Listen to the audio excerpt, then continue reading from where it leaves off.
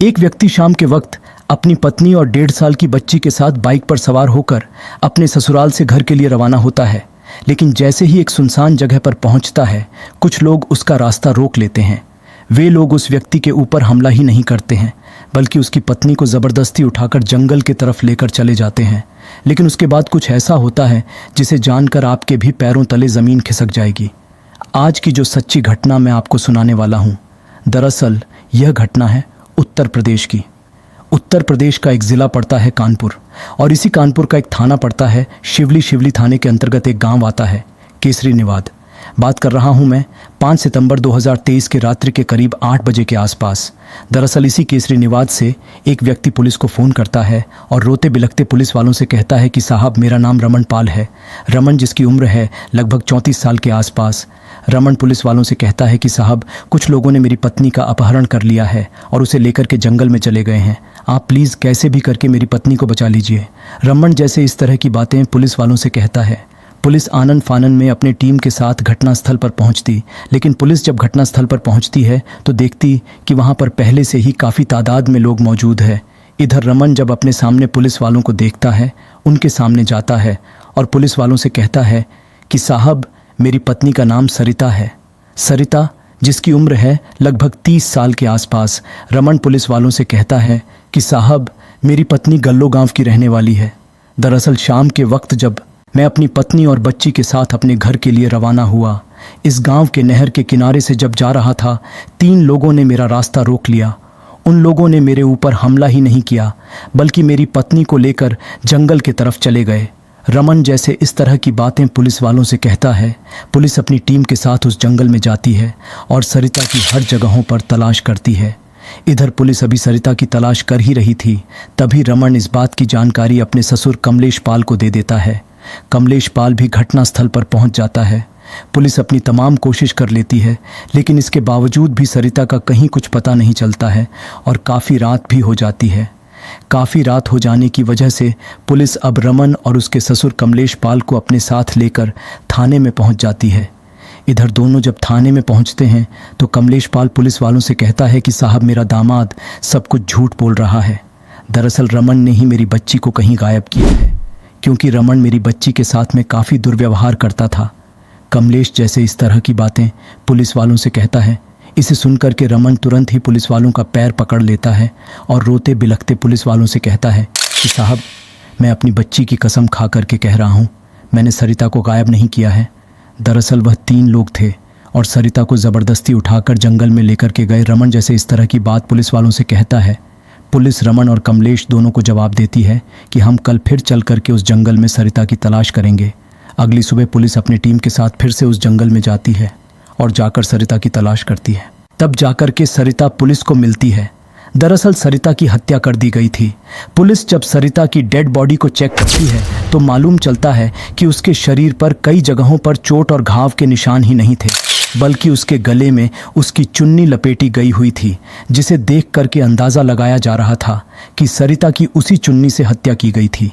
इधर कमलेश और उसका दामाद रमन जब सरिता की डेड बॉडी को देखते हैं, चिक चिक करके रोना धोना शुरू करते हैं।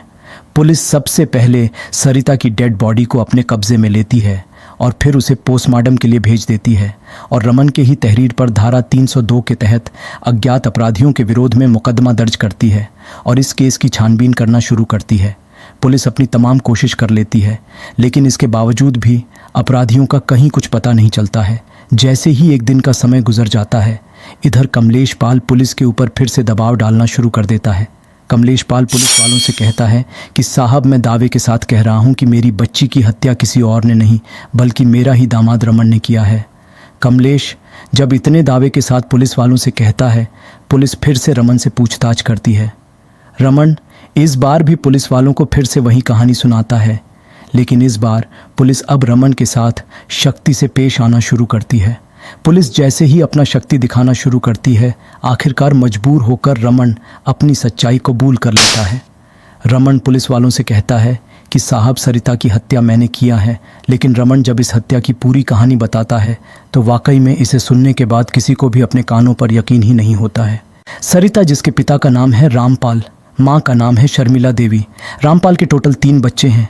जिसमें 2 बेटियां और 1 बेटा बड़ी बेटी की शादी कर चुका है।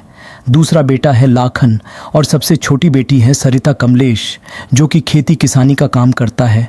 बड़ी मुश्किल से अपने बच्चों की परवरिश करता है। इधर सरिता जैसे ही जवानी के दहलीज पर कदम रखती है, कमलेश पाल अपनी बच्ची की शादी कराने के लिए एक लड़के का तलाश करना शुरू कर देता है और आखिरकार कमलेश पाल की यह तलाश भी बहुत जल्द पूरी हो जाती है और उसे रमन मिल जाता है। रमन जो चौबेपुर थाना के अंतर्गत पनौ पूर्व गांव का रहने वाला है। रमन के पिता का नाम है रामपाल, मां का नाम है उमापाल। रामपाल के टोटल 2 बेटे हैं, जिसमें बड़ा बेटा अमन और छोटा बेटा रमन अमन, जिसकी शादी हो चुकी है। अमन अपनी पत्नी के साथ हरियाणा के गुड़गांव शहर में रहता है।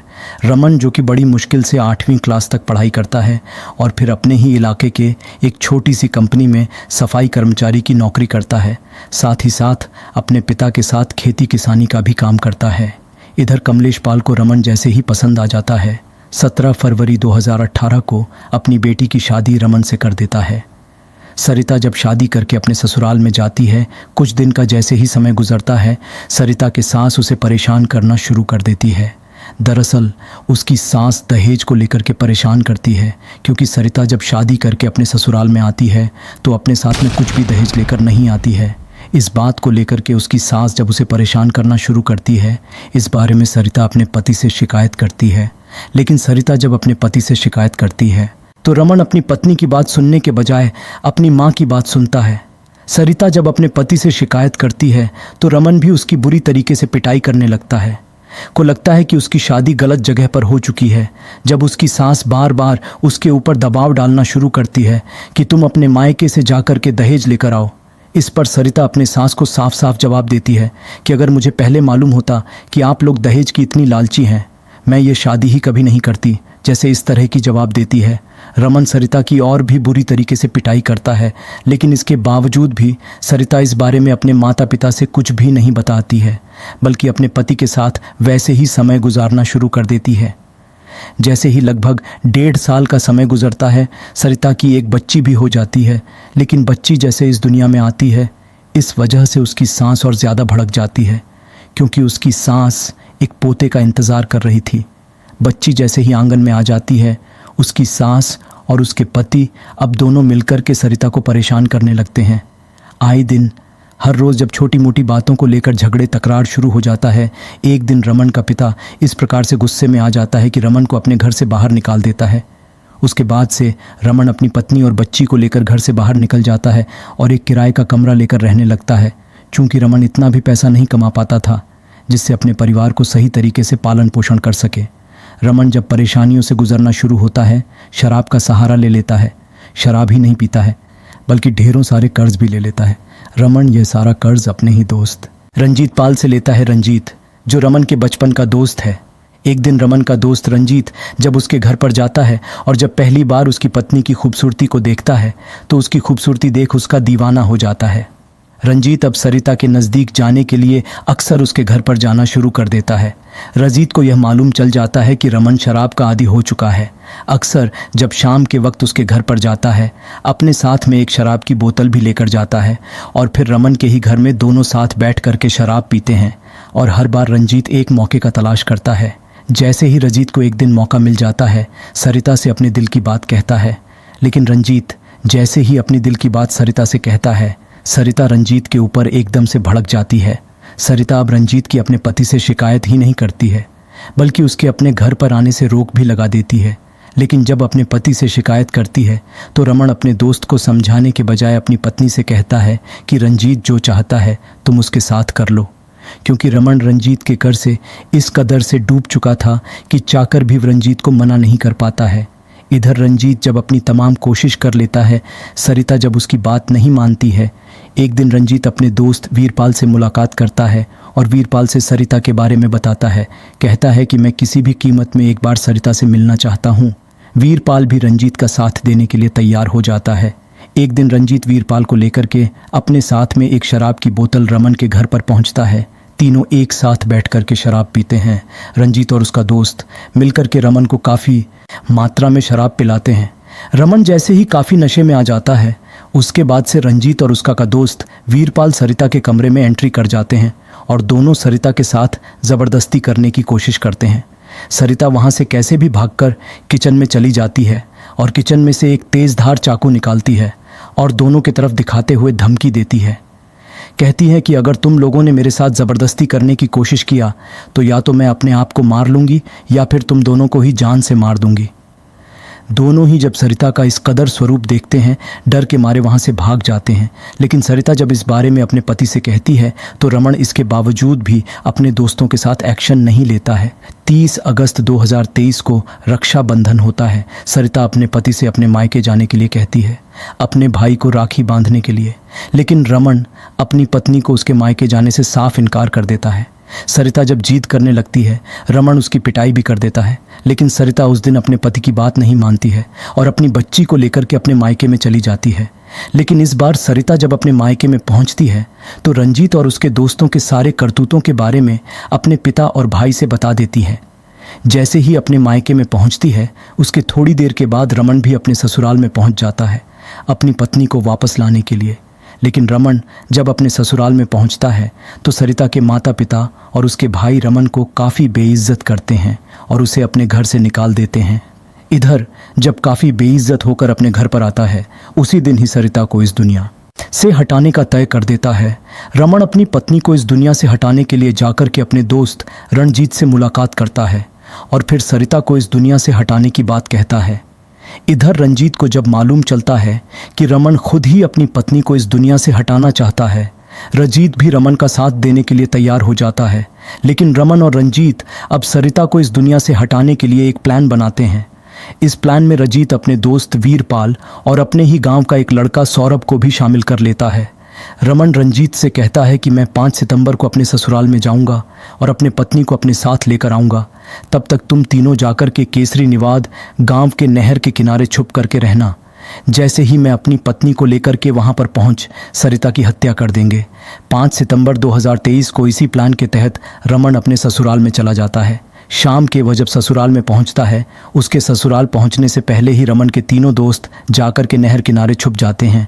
शाम के करीब 7:30 बजे के आसपास रमन जब सरिता को लेकर अपनी बच्ची के साथ बाइक पर सवार होकर ससुराल से रवाना होता है, जैसे ही केसरी निवाद गांव के नहर के किनारे तक पहुंचता है वहां पर जाकर बाइक रोक देता है और वहीं पे तीनों से मुलाकात करता है। वहां पर रमन के तीनों दोस्त आते हैं और सरिता को ज़बरदस्ती उठाकर जंगल में लेकर जाते हैं। जंगल में ले जाने के बाद सरिता की बुरी तरीके से पिटाई नहीं करते हैं बल्कि उसी की चुन्नी को उसके गले में लपेटकर तब तक ज़ोर से खींचते हैं जब तक सरिता की सांसें नहीं रुक जाती है। सरिता जैसे इस दुनिया को छोड़कर चली जाती है। उसके बाद से रमन अपने तीनों दोस्तों को घर पर भेज देता है, अपने बाइक के पास आता है और फिर अपने पास से एक ब्लेड लेकर के अपने हाथों पर चला देता है, जिसकी वजह से रमन के भी हाथों से खून बहने लगता है। उसके थोड़े देर के बाद रमन चिखना चिल्लाना शुरू कर देता है। रमन की चीख पुकार सुनकर के आसपास के लोग भी वहां पर इकट्ठा हो जाते हैं। उसके बाद खुद रमन ही पुलिस को फ़ोन करता है और पुलिस वालों से कहते कि साहब कुछ लोगों ने मेरी पत्नी का अपहरण कर लिया है। वाकई में रमन जब यह पूरी कहानी पुलिस वालों को बताता है, पुलिस रमन के ही तहरीर पर उसके तीनों दोस्तों को भी अपने कस्टडी में लेकर आती है। फिलहाल पुलिस ने इन तमाम आरोपियों को अपने कस्टडी में लेकर इन सब पे गंभीर धर्म मुकदमा दर्ज करके जेल भेज दिया है। दोस्तों, इस पूरी घटना के बारे में आप क्या सोचते हैं? आप अपनी राय हमें कमेंट बॉक्स में ज़रूर दीजिएगा। तब तक के लिए जय हिंद, जय भारत।